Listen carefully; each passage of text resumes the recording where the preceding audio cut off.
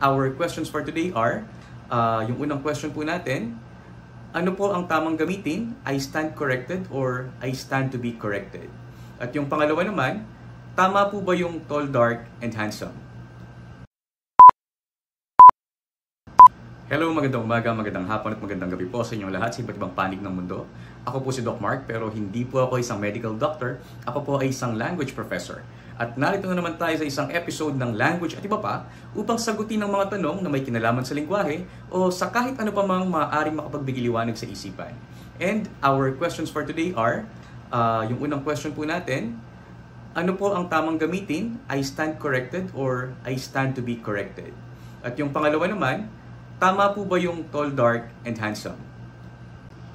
Dito muna tayo sa unang tanong kung ano ba ang dapat gamitin between I stand corrected and I stand to be corrected.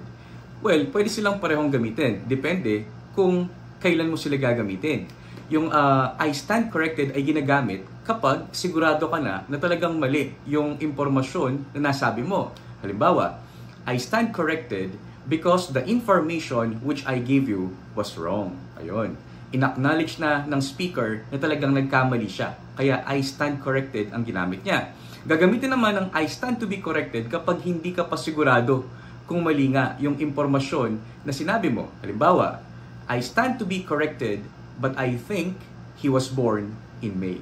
Ang ibig sabihin, hindi pa sigurado ang nagsasalita kung tama nga yung impormasyon na kanyang sinabi. Para naman sa pangalawang katanungan kung tama ba yung tall, dark, and handsome, napaka-interesanting talakayin nitong tanong na ito. Kasi marahil ang ibig sabihin ng nagtanong ay kung tama ba yung order of adjectives na ginamit sa description na tall, dark, and handsome. Kasi kung susuriin natin yung rules of grammar pertaining to the order of adjectives, makikita natin na parang mali siya.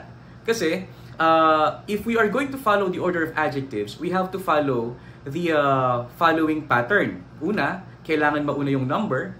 Pangalawa, yung quality.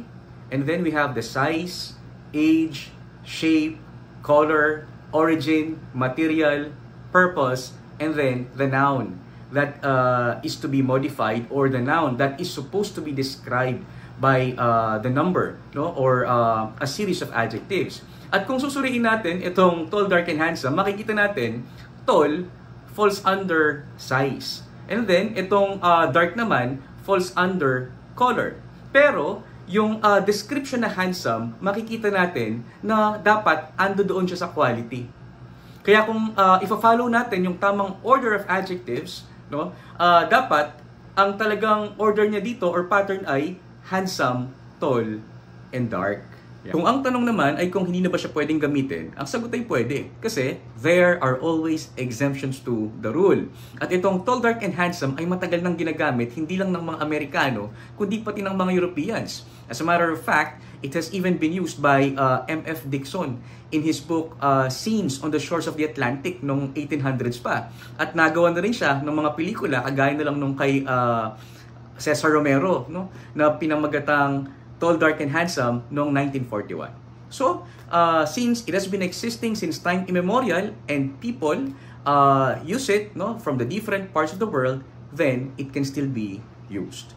Sana po ay nakatulong sa inyo ang mga impormasyong ito at sa iba pang mga katanungan na may kinalaman sa lingwahe o sa kahit ano pa mang maaaring makapagbigay liwanag ng isipan, i-type nyo lamang po ang inyong mga tanong sa comment section at susubukin po nating sagutin sa abot ng ating makakaya. At huwag nyo rin pong kalimutang mag-subscribe sa aking YouTube channel, sa aking Facebook page at maging sa TikTok. Maraming salamat po at magkita-kita po tayong muli.